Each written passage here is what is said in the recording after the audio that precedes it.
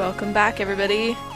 My first little clips here are just a quick, I wouldn't even call it a hair tutorial, but the inside out Dutch braid is pretty popular right now and I see it all over the place, and kind of wanted to show the reality of what it's like. And I mean, yeah, my video is sped up, but you can see that there's mistakes and kind of how to, you know, don't panic, don't start over, just work with it, sort of a thing. So throughout this, I see a lot of people kind of having their hands like claws when they do it, and for whatever reason that just doesn't work for me.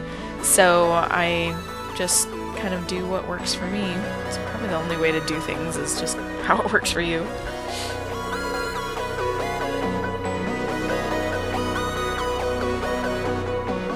Every time you tuck a braid around, or tuck a strand around, you gotta clean, like pull through. I use clear hair bands because my hair's so dark. I probably could get away with black. I have a lot of clear hair bands right now, so.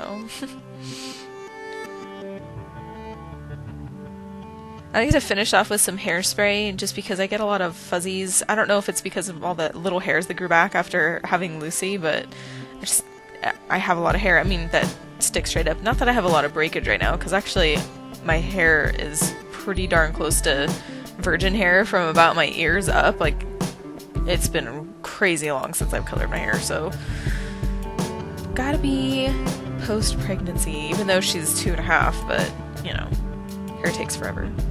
That bobby pin was just keeping down, or hopefully keeping down, that bump that was there.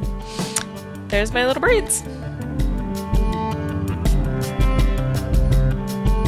Now we move on to the highlight and contour part of the video.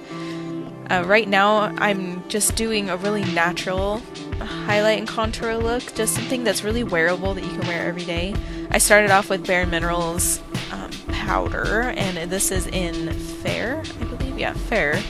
And I'm packing it on. I'm not brushing it on. It's kind of hard to tell because I'm going really fast, but I'm pressing it into my skin, because with Bare Minerals you can layer the coverage on, so as I press it in, it just stays a lot better. And I wouldn't call this a highlight, I'm more like prepping my skin for a highlight, so I'm using a lighter skin tone to kind of give some pop to some areas.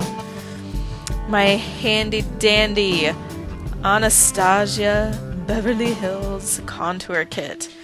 So this is a pretty comprehensive kit, so I think a lot of people open this and they look at it and they like freak out. I am pointing to Fawn. That is my favorite go-to contour color. The next one is kind of a shimmery highlight. And the next one I pointed out was a flat white, and the next one was a flat yellow. Typically, you would only use the flat white and the flat yellow if you were setting things. The color on the far left is a little more rich and warm, and the color on the far right is very warm. Those ones you're going to use for more of like a bronze look. I wouldn't recommend using it as a contour typically, because it's not cool enough. When you look at somebody's face and you want to see a contour, you know, literally like you want to see a shadow. Well, shadows are not orange. Shadows are more cool toned. So really what we're trying to do is create more of a shadow. I mean, it's not going to be gray by any means, because that looks really strange on skin.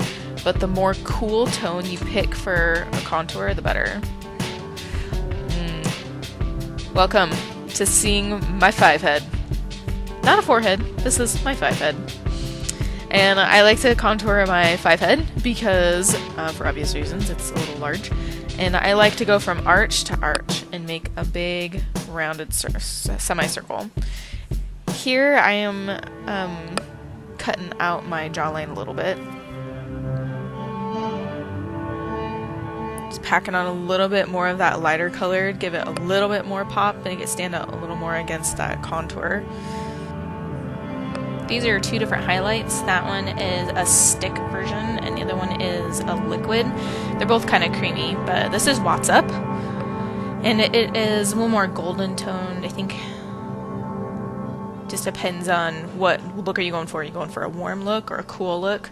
Because you don't want to mix the two. It starts to look kind of muddy, and these are a little bit more intense highlights. So these are all by Benefit. They're little testers that I got, and I love getting testers because it's really fun to try things out before you really invest.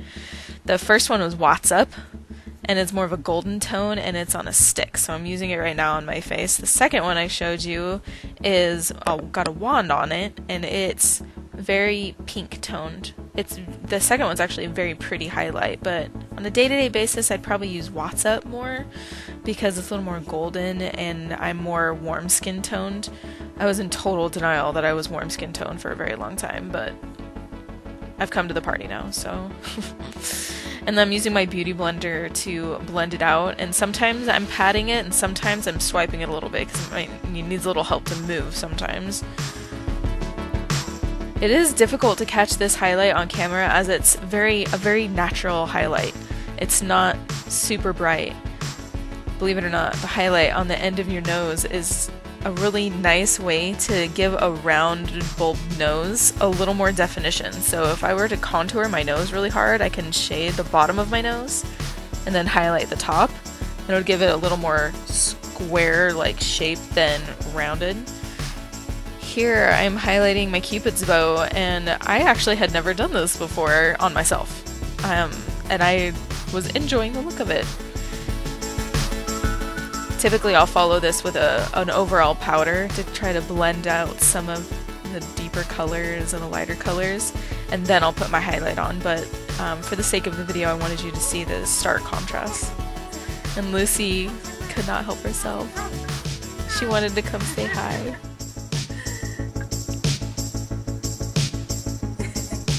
Thank you so much for watching. This is just a short video, but I will do more in-depth looks with contour and highlight as time goes on.